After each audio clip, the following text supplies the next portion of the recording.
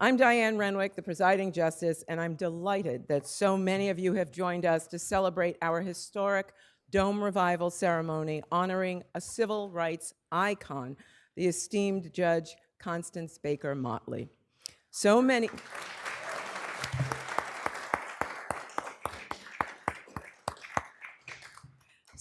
of you are worthy of special mention.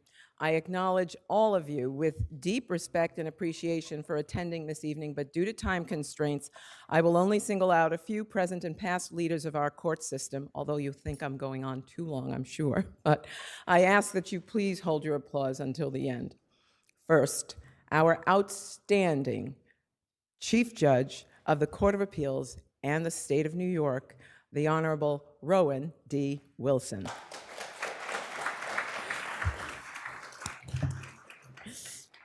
We're breaking the rules early, but it's worth it for you. Present and former members of the New York State Court of Appeals, Associate Judges Madeline Singas, Anthony Canataro, Shirley Troutman, and Caitlin Halligan. Thank you all for being here. Former Chief Judge of the Court of Appeals, Jonathan Lippman, and former Associate Judge Carmen Saparik. Chief Administrative Judge for the State of New York, Joseph Zayas, not sure if he's here yet, and first Deputy Chief Administrative Judge, Norman St. George. DCAJ, Adam Silvera, and Bronx AJ, Joe Capella. My colleagues from the River, Presiding Justice, not sure if he's here yet, of the Second Department, Hector Lasalle, and the Second Department Associate Justices, Paul Wooten and Helen Bustanis. And my colleagues, the justices of the Appellate Division, First Department, in order of seniority.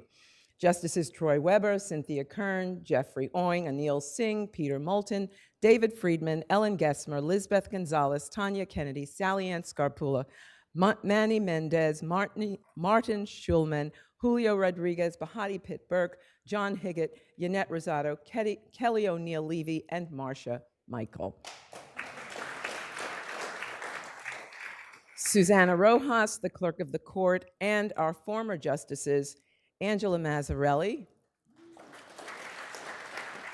and I believe that David Sachs and Helen Friedman will be here, and Judy Gish, who is here.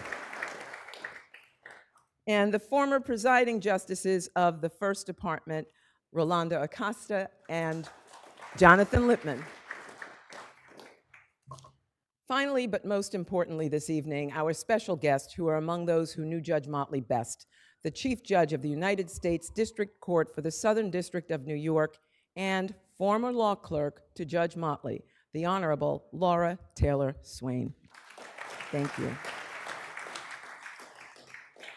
Constance Royster, Judge Motley's niece, and last but certainly not least, Joel Motley III, Judge Motley's son. Thank you so much for being here.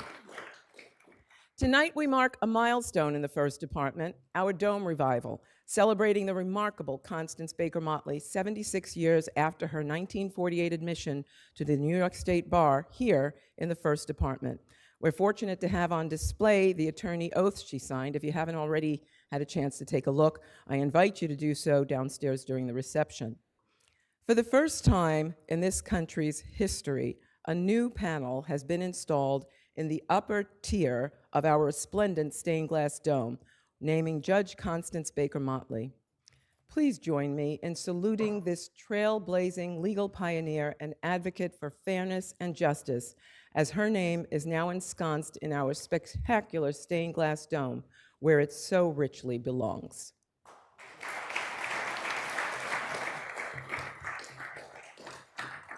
To put into context the significance of Judge Motley's name being placed in this dome, I'd like to begin with a bit of history.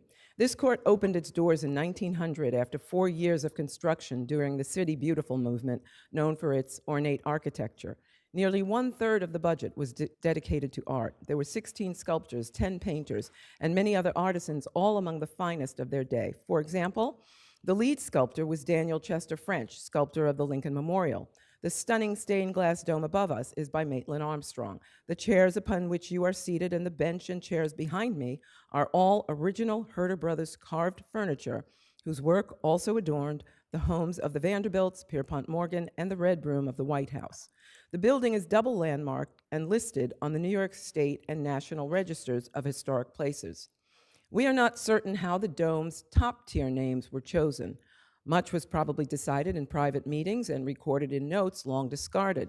Thus far, we've discovered no court documents, New York Times articles, or other periodicals that reveal it. We can only assume that the names are of jurists and legal scholars whom the justices considered worthy of reverence at the time. We do know that the names of every justice who sat in the first department up until 1955 encircled the base of the dome. After 1955, likely due to space restrictions, only the names of the presiding justices appear there. As you can see, this courtroom is filled with allegorical themes, many of which, law, wisdom, and justice, remain relevant, but the depictions are frozen in time and reflect a less inclusive America where non-white people, women, and LGBTQ people, plus people, were mainly overlooked and not accorded the same rights.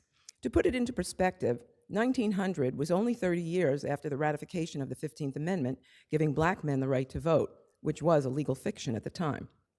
It was 20 years before women would be given that right. Indeed, in this courtroom, women are only depicted as allegorical figures. Black people exist nowhere on these walls, and yet history tells us they lived in enclaves nearby.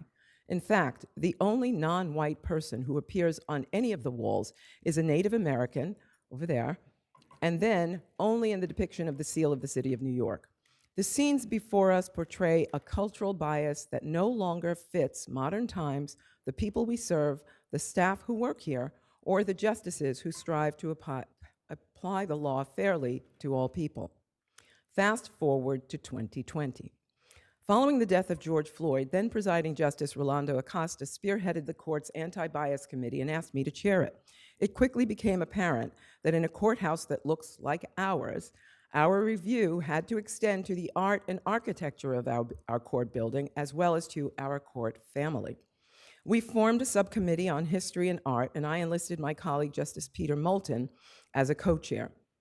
We embarked on making this courthouse a more inclusive and educational space, which brings us here tonight. I'd want to recognize Justice Acosta for his foresight in spearheading the Anti-Bias Committee and supporting Justice Moulton and me in the launch of our Representation of Justice initiative. Through this initiative, we work to contextualize and add to the art, architecture, and written history of the court to reflect the broad diversity of our community and bring into the fold histories of groups that have been marginalized by our legal system. With the support and generosity of the Representation of Justice Initiative Advisory Panel, the sculpture Now by artist and sculptor Shazia Sikander was installed on our roof, for the first time placing a woman among male lawgivers.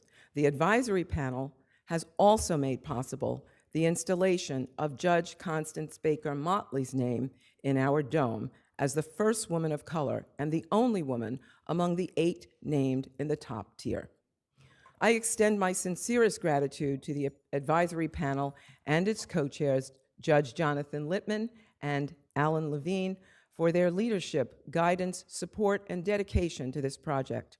In addition to our co-chairs, we have a few members of the advisory panel who are present this evening.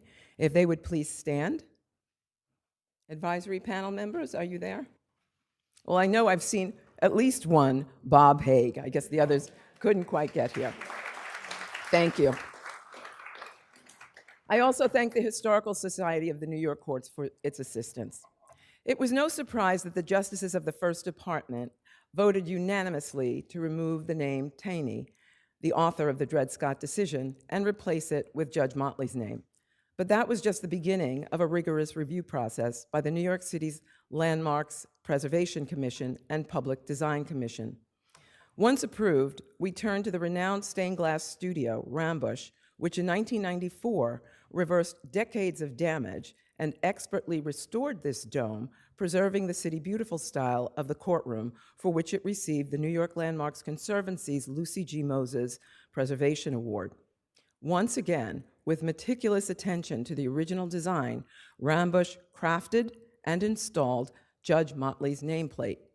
It is a testament to Judge Motley's historic and courageous accomplishments that this significant renovation to a 124-year-old dome in a double landmark building occurred in relatively short order. Even as a young attorney, Judge Motley understood that Black people deserved not only equal rights, but equal and dignified representation in courthouse art. She bristled at the mural adorning the federal courtroom in Jackson, Mississippi, where in 1948 she was trying her first case, Bates versus Batts, for the NAACP's Legal Defense Fund. The mural displayed Black people with bales of cotton standing next to elegantly dressed white people against the backdrop of an antebellum mansion. The irony was not lost on Judge Motley, who was challenging the impact of white supremacist policies in the heart of the Jim Crow South, at grave risk to her own life. In this courtroom, Black people were absent from the picture. They were made invisible or irrelevant. In the federal courthouse in Jackson, they were cast permanently as slaves. Of course, neither depiction was accurate or acceptable. Judge Motley was on a mission to ensure that our society would uphold the ideals of equality, and she would not allow herself to be intimidated.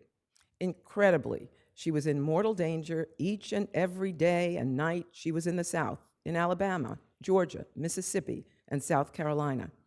In litigating these cases, she had to leave her husband and son for long periods at a time, sleep in homes patrolled by armed guards, and travel extraordinary distances to get to the court, as it was often unsafe to stay in the locale where she was trying the case. Yet she bravely and tirelessly committed to the pursuit of justice. Judge Motley was clearly passionate about the issues for which she advocated and the clients she represented. As you will hear in the film this evening, co-produced by her son, Joel, when asked about risking her life for her clients, she humbly responded, "Well, I realize that, but so were they." It's difficult for me to fathom the enormity of her bravery and her sacrifice. The professional and personal indignities inflicted upon her and her colleagues under Jim Crow was proof positive that segregation made Black people feel like second-class citizens, inferior in society, and underprivileged. Judge Motley's experiences informed her work and fueled her fierce determination to seek equal justice for all, ultimately rendering separate but equal unconstitutional. Her indomitable spirit and unrelenting resolve to challenge the laws and policies that oppressed Black people is awe-inspiring. The fact that she undertook these challenges as a litigator, as a legislator, when she became the first Black woman to serve in the New York State Senate, as the borough president of Manhattan, a first for a woman, no less a Black woman, and then as the first Black female federal judge, is legendary.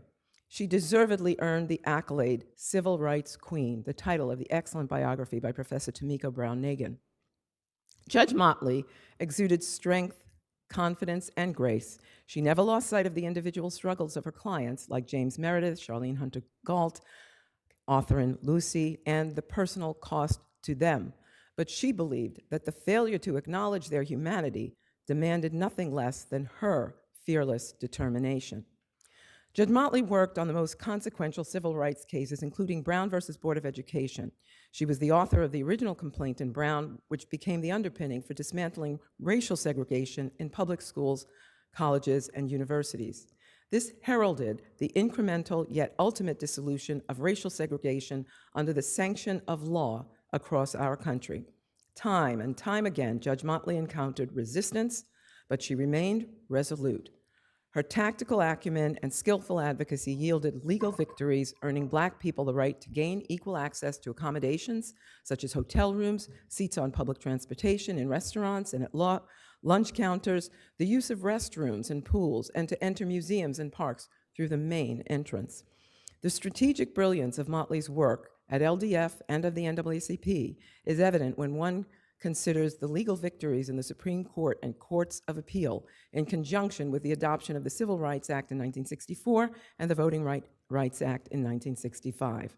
By the time she ascended to the federal bench in 1966, Judge Motley was a formidable figure. Her lifetime of accomplishments earned her several of our country's highest honors. In 2001, then President Bill Clinton awarded her the Presidential Citizens Medal, proclaiming that her pursuit of equal justice under law has widened the circle of opportunity in America. By installing her name in our historic stained glass dome, we pay tribute to her legacy and her vision to achieve equality throughout society. I am especially proud that this significant addition to our courtroom's resplendent dome celebrates her stature as an architect of the civil rights movement. At a time when there were few women lawyers and judges, much less women of color, Judge Motley stood out as an inspirational and powerful role model. She literally and figuratively opened doors for women, people of color, and individuals marginalized by traditional societal mores. The myriad awards and scholarships in honor of Judge Motley continue to broaden opportunities for students and young professionals. To me, she was an icon. On the few occasions I was fortunate to be in her presence, I was struck by her grace, humility, and quiet strength. Because of Constance Baker Motley, I count myself among the scores of women who dared to dream that their voices and opinions could change the course of history. Thank you for listening.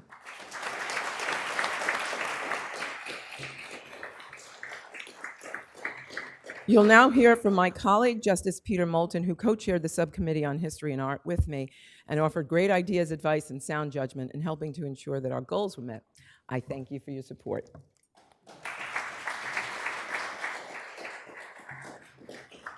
Thank you, Presiding Justice Renwick.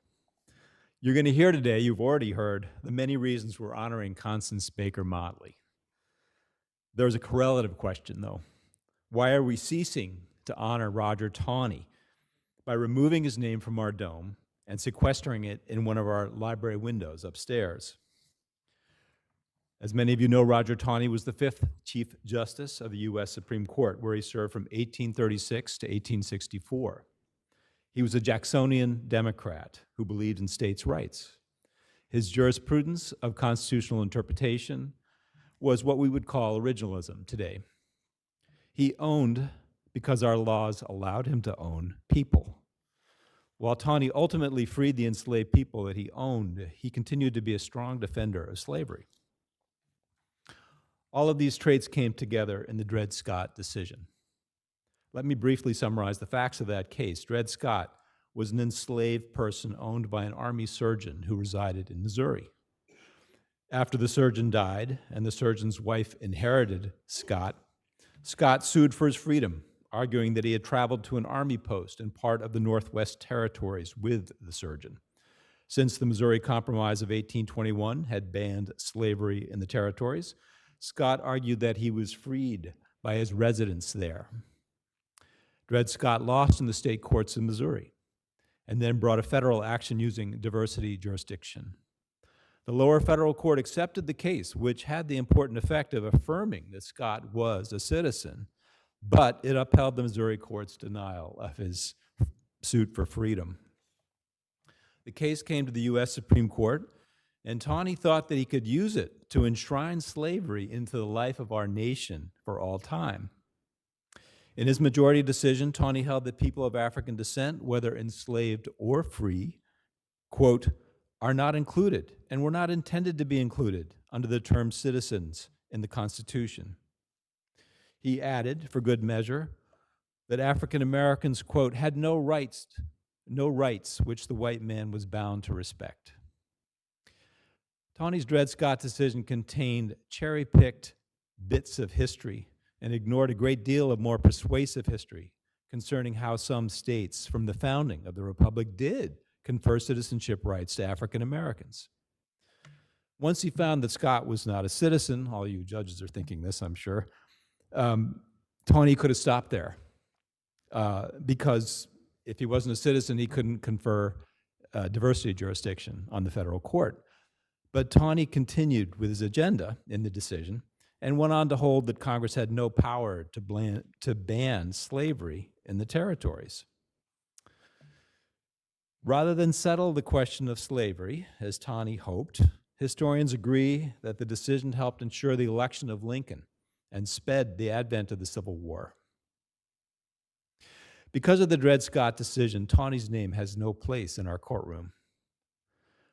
Courtrooms, courthouses have many purposes, of course. They are workplaces where our justice system is implemented by judges, by court officers, by clerks, by lawyers, and others. But another purpose of a courthouse is to embody justice, or at least our aspirations for justice, in a concrete way that can be understood by every citizen. The art and decoration of a courthouse, therefore, serves a didactic purpose. And if we use courthouse art and decoration to teach, the question then becomes, what do we want to teach? We don't want to teach the constriction of justice. The Dred Scott case represents such a constriction. It belongs in an infamous pantheon of Supreme Court cases that reduced the people's rights, which could include Korematsu, Buck v. Bell, and the recent Dobbs versus Whole Woman's Health. Instead, we want to use our courthouse to teach about the expansion of justice. Justice Motley's entire career was devoted to expanding justice for previously marginalized groups. That's what we want to celebrate, and that is why Taney's name is relegated to the library. This change to our courtroom is not a denial of our nation's legal history, but rather an acknowledgement of how courageous lawyers and litigants and judges have moved the law forward to a more equitable present day, and hopefully to an even more equitable future. Thank you.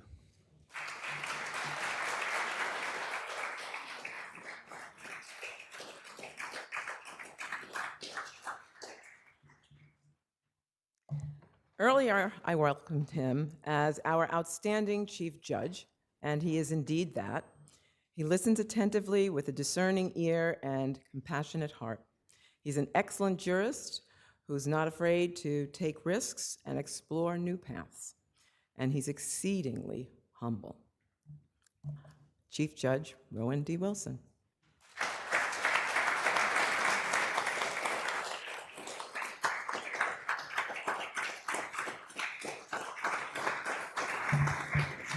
Now I want to hide, so just please sit down. It's really my great pleasure to be here, and I want to extend my special thanks to Justice Renwick for conceiving of this and executing it brilliantly, to the members of the First Department for unanimously understanding why this is important. My deep thanks. Much of what I was going to say, Presiding Justice Renwick said, and the rest of it, Justice Moulton said. So I have only a few things to tell you, and I guess what I'll start with is a little portion of Chief Justice Taney's decision that Justice Moulton didn't read you, and it's pretty uncomfortable, but I thought I would read it for that reason.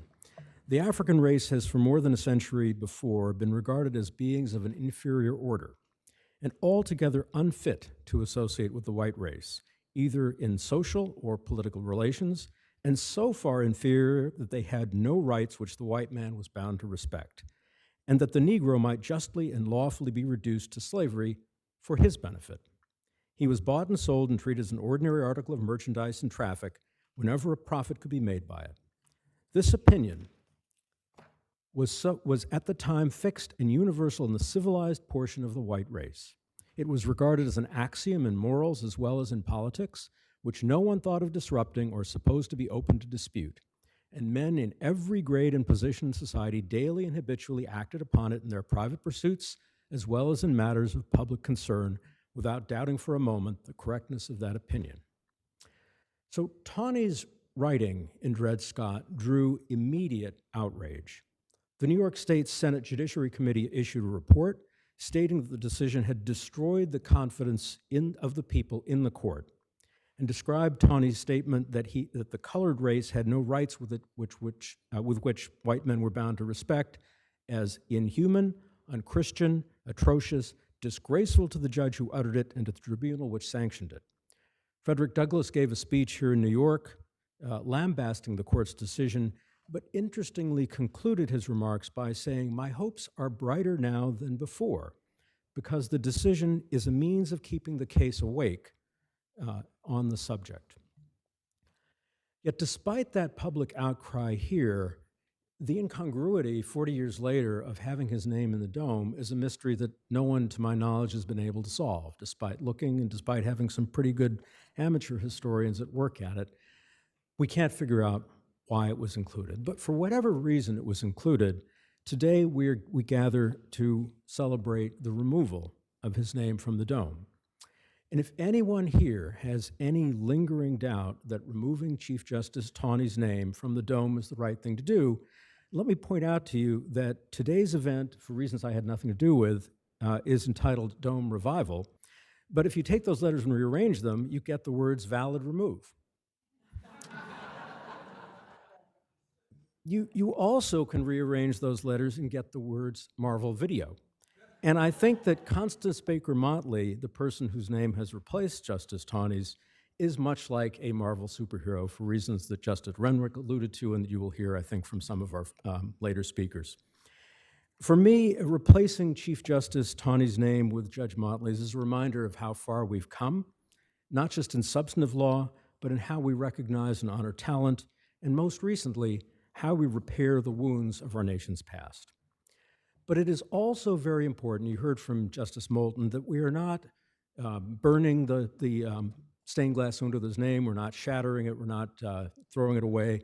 We're putting it in the First Department's library alongside an explanatory plaque. It's only recently that we have begun as a nation to realize the importance of acknowledging the wrongs of our past instead of trying to erase them. Taney's writing in Dred Scott is hurtful, it's uncomfortable to read, and I imagine the little bit of it I read was uncomfortable for probably all of you to hear. But those words that rendered racial discrimination legal in this country, which said that African Americans could never be citizens and were not worthy of the Constitution's protections and were indeed inhuman, represented the majority of the view of the United States Supreme Court in 1857. We are still recovering from the harm those words inflicted. But discomfort, learning, and adjusting, that's where growth and change happen. I'll end with two happy notes. First, whereas the Dred Scott decision was a real engine of destruction, the main dissent, written by Justice Benjamin Curtis, ended up altering our nation's history for the better, although in an indirect way that Justice Moulton alluded to. Justice Curtis's dissent pointed out the factual inaccuracies of Chief Justice Taney's opinion, arguing that African Americans were among the people of the United States contemplated by the Constitution because 5 states treated free African Americans as citizens when the Constitution was written, which undermined the core of Justice Taney's argument. Justice Curtis's reasoning was promptly adopted by the then little-known presidential candidate, Abraham Lincoln, in a famous speech he delivered at the Cooper Union, just a few blocks downtown from where we are now. That speech catapulted Lincoln from obscurity into the leading presidential candidate, and we all know the rest. I offer this especially for those who think dissents are good for nothing. The second happy note is that Dred Scott and his family achieved what the Supreme Court refused them. In May of 1857, 2 months after the decision, Scott and his family were freed through a strange turn of events. At the time the lawsuit was filed, the Scott family was owned by a widow, Mrs. Irene Emerson, the widow of the doctor you heard about.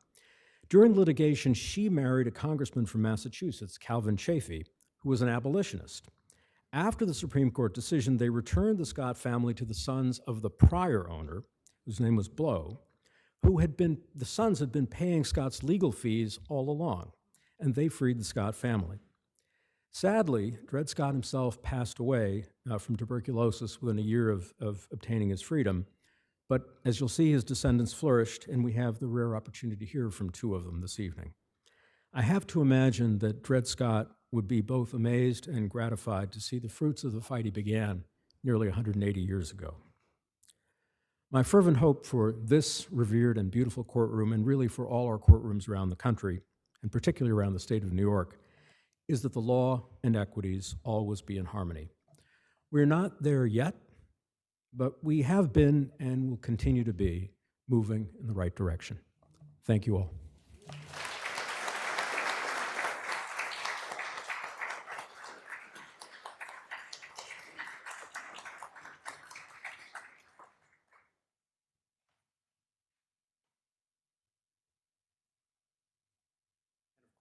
I forgot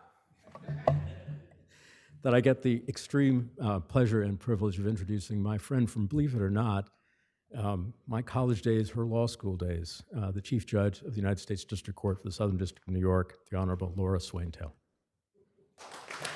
Taylor Swain, I got you backwards. She was Laura Taylor when I met her.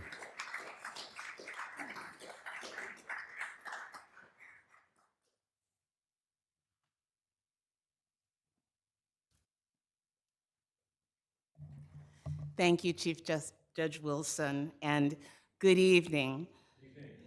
Presiding Justice Renwick and the justices of this distinguished court, and good evening to all who are gathered and observing on this historic occasion.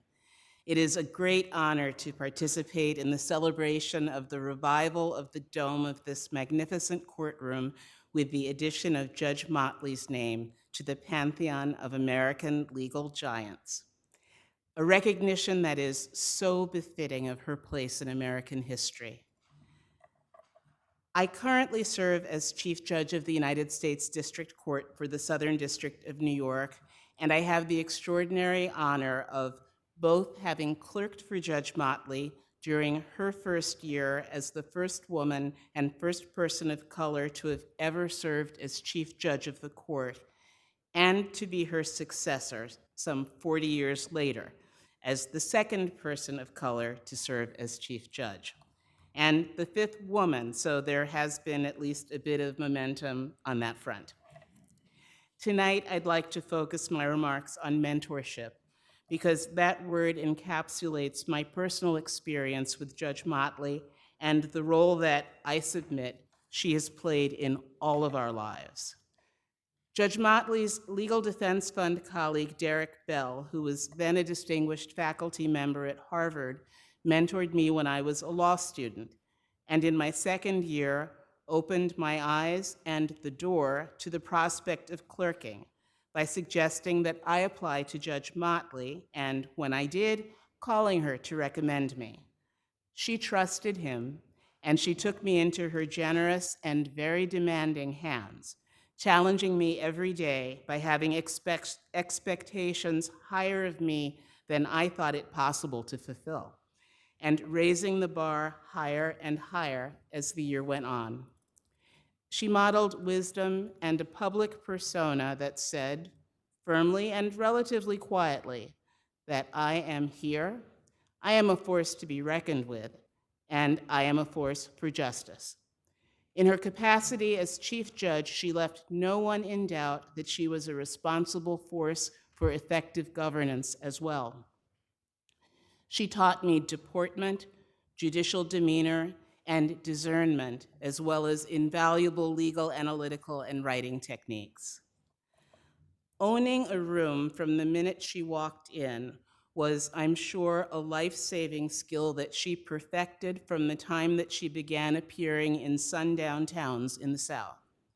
She put it to good use in the courtroom and in her role as chief, making allies, denying skepticism the power to impede her, and forging a lasting legacy in the Southern District of New York that not only brought the district new strength and greater governance autonomy within the circuit, but literally expanded the court's physical presence by negotiating the acquisition of property and putting in motion the plans for what is now the Daniel Patrick Moynihan Courthouse. She was a bit of a terrifying mentor to her clerks, and at the same time, she was an available, generous, and gentle mentor to the many women who followed her onto the federal bench, both within the district and all across the country. She reached out to welcome and to help when they were appointed, and many have told me how she was there to counsel and guide them through challenges, and how much she was revered and appreciated. When I was appointed to the Southern District and had the amazing privilege of joining her as a colleague, she invited all of the women judges in the Southern and Eastern districts to a welcoming lunch in her chambers, which was one of the many inflection points in my life that she created that I will never forget. Now, I said a few minutes ago that she is also a mentor to all of us, and that is a profound truth.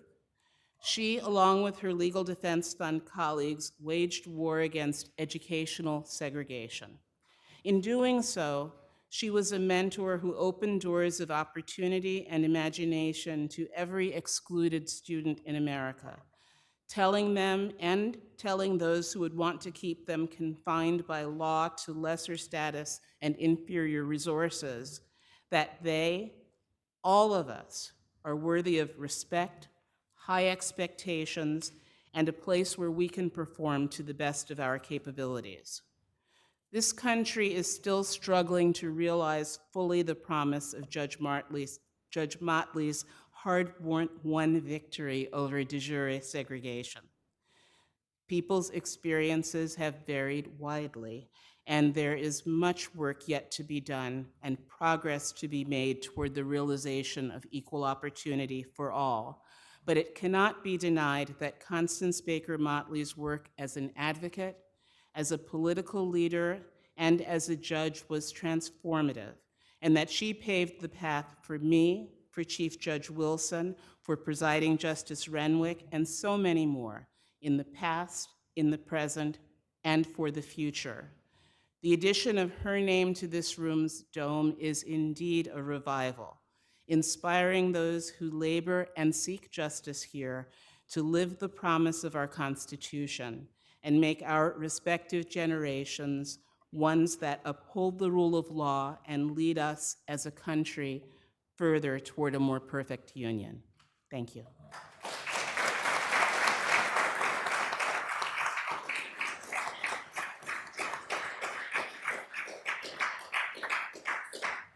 I now have the privilege of introducing Judge Motley's niece and namesake, Constance Royster, who followed her aunt into the legal profession and has forged legacies of her own in the law, public service, and philanthropy.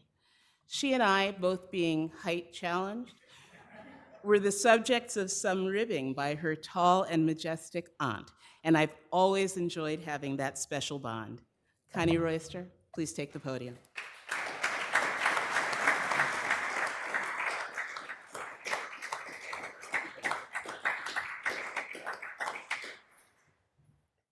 Thank you, Laura. Where's my stool? Chief Judge Wilson, Presiding Justice Renwick, judges of the court, and other special courts who might also be here, and honored guests. Thank you for inviting me to speak at this wonderful occasion, honoring my aunt, Constance Baker Motley, for whom I am named. As you can imagine, this has been an amazing year for uplifting Judge Motley's legacy, starting in January with the United States Postal Service unveiling the 47th Forever stamp in the Black History series.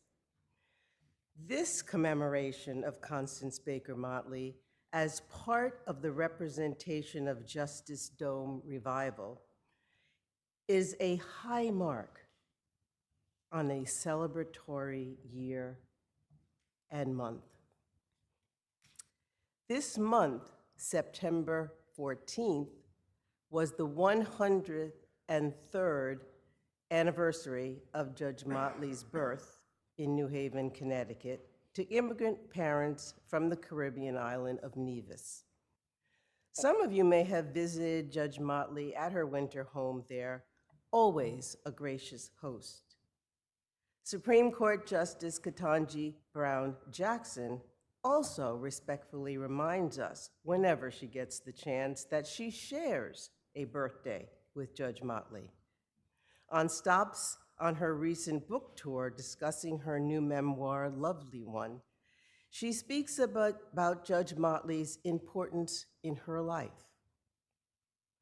On Friday, I was privileged to attend the 100th anniversary gala celebration of the Dixwell Community Center, also known as the Q House in New Haven, Connecticut.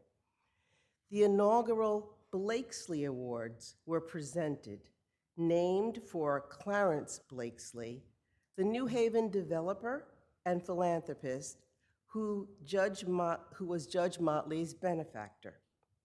It was Clarence Blakesley who saw in this young Black woman such immense talent and intelligence that he paid for her college and law school education and remained a mentor to his end.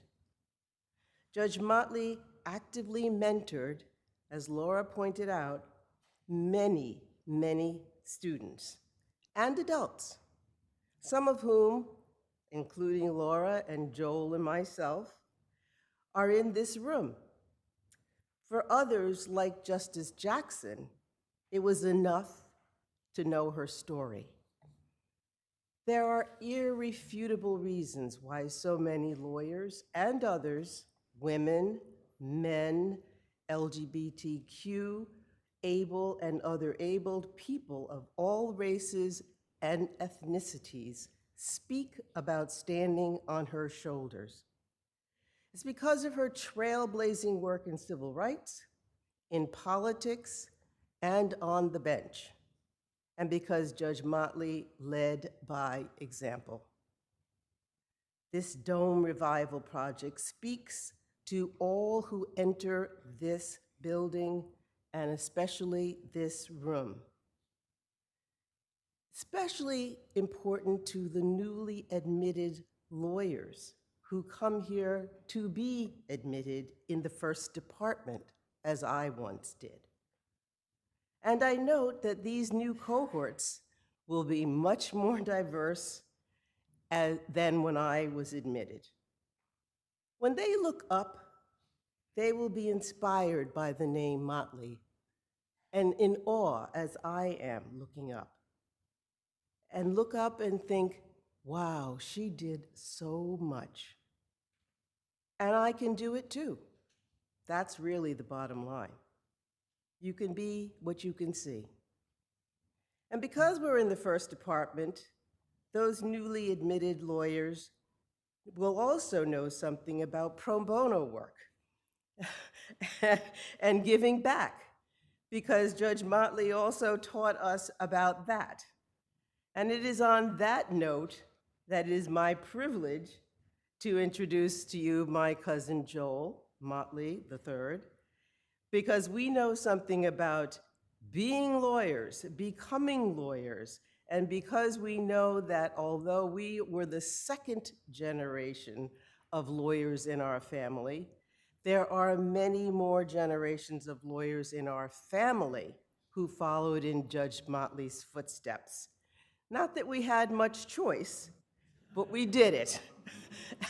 And we have now paved the way for many other lawyers to come along, but not just to practice law, but to be good citizens in this country. My cousin Joel is a graduate of Harvard Law and Harvard College. Joel served the bar as a corporate lawyer and then served the public as a regional chief of staff to Senator Daniel Patrick Moynihan before turning to finance.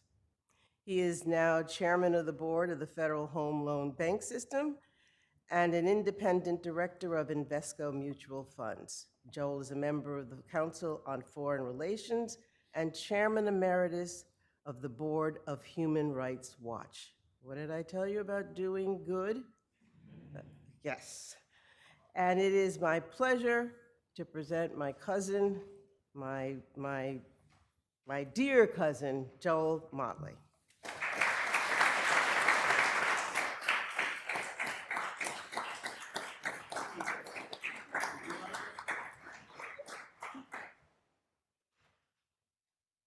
Well, thank you, Connie. She said she wrote that herself. That was amazing. I've been to a lot of events about my mother, about my film. I have to say, in all honesty, this is one of the most moving because the roots of our family run deep in the building. My mother was with me here in 1979 when I came to be admitted to the bar, and so it rings true. Thank you all who spoke earlier, Judge Rowan, Judge Renwick, Laura Swain, Judge Moulton. It is really, really moving. So I think what I'd like to do is tell you a little backstory to the film you're about to watch, which I can only do when I have a captive audience like this one. And the story is basically this. In 1964, after 18 years of litigation at the Legal Defense Fund, in the winter of 1964, there was a vacancy in the state Senate in Albany. And Tammany Hall and J. Raymond Jones did what Tammany Hall leaders do, which is they filled the vacancy with someone they wanted, and that turned out to be her. And then later in that year, in the fall of 1964, we had the Johnson landslide. Remember, Johnson beat Barry Goldwater just so much that in Albany, the state Senate went from being controlled by Republicans to being controlled by Democrats for the first time in 20 years. So another thing happened there was that Bobby Kennedy was elected to the Senate in New York. And one of the first things Bobby Kennedy did was to send my mother's name to the White House, which, as all of you know, is how you become a federal judge. Your senator has to send your name to the president, and he can decide to send it on or not. So he did that. And then one of the next things Bobby Kennedy did was to make Democrats in New York politics understand that he was the most important Democrat in the state, because the governor, Nelson Rockefeller, was a Republican, Jack Javits, the other senator, was a Republican, Louis Lefkowitz, the attorney general, was all Republicans except for Bobby Kennedy. So Bobby Kennedy thought that he should decide who the majority leader of the newly Democratic-controlled Senate should be. And he picked someone, one of the senators, and all the other senators in Albany said, wait a minute, this Joe Zaretsky from Upper Manhattan has been the minority leader for 20 years. He's earned it, just like, Mitch McConnell would go from this, to that. And so they, including my mother, voted for Zaretsky and not for the guy that Bobby Kennedy wanted. A year goes by, my mother moves from being in the state Senate to becoming the borough president of Manhattan. And in those days, before the one-man, one-vote rule, being borough president was a very big deal, because the whole budget was controlled by the borough presidents and the 3 citywide elected officials. And it came with a big limousine and 2 24-hour policemen, detective drivers, and it was quite something. And she ran into Bobby Kennedy at an event in the Bronx. And when it was over, she said, can I give you a ride to your next event? He said, okay. He gets in the car. And they're talking, and then she says, so whatever happened to my nomination? Because after a year, nothing happened. Nothing. She asked him that, and he just got out of the car. I mean, he didn't even say goodbye or thank you or anything like that. This is how the Irish say you're dead to me. And my wife is from Dublin, so I really know what I'm talking about when I say that. So Bobby Kennedy and LBJ, as you know, hated each other's guts, right? And a year later, my mother gets a call from the White House, the president wants you to come and see him. Bobby Kennedy knew nothing about that.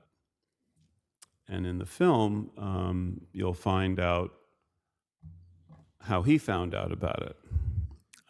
And I'll leave it at that, and I think it'll make the film a little more entertaining for this audience.